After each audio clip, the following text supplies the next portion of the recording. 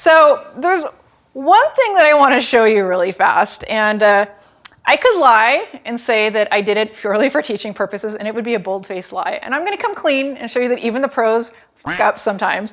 So give me 1 second, and I'm going to show you something.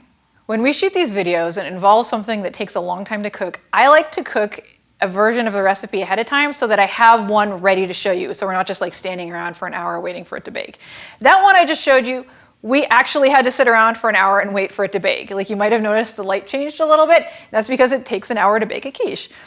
And the reason I had to show you that one is because last night when we were preparing for the shoot, I was doing like 50,000 things at once. I had to julienne like 20 carrots, and I had to make the quiche, and I had to par bake the crust, and I had to do this, and I had to do that. And a quiche is something you kind of need to pause and watch.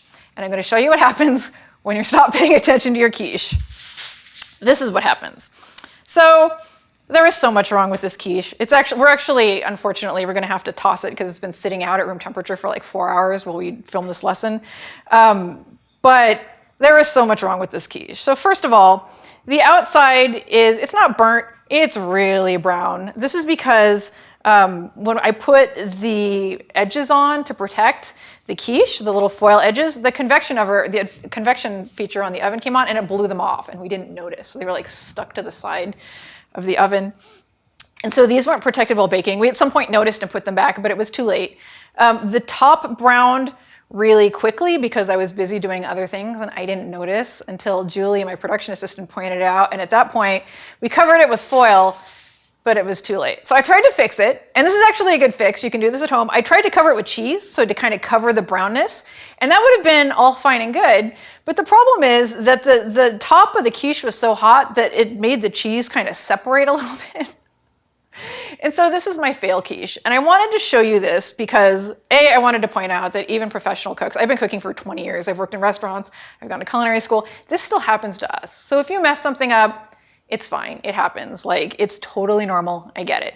But I also wanted to show you what happens if you walk away from your quiche and you're trying to do too many things at once. Like, if you're making something really sensitive like this, you really kind of want to hang out and pay attention to it. Like, you don't have to like stare at it for like a solid hour, but you want to be in the room and maybe set the timer for every 15 minutes so you can kind of check in and see how it's doing and like rescue it or make accommodations based on how it's baking.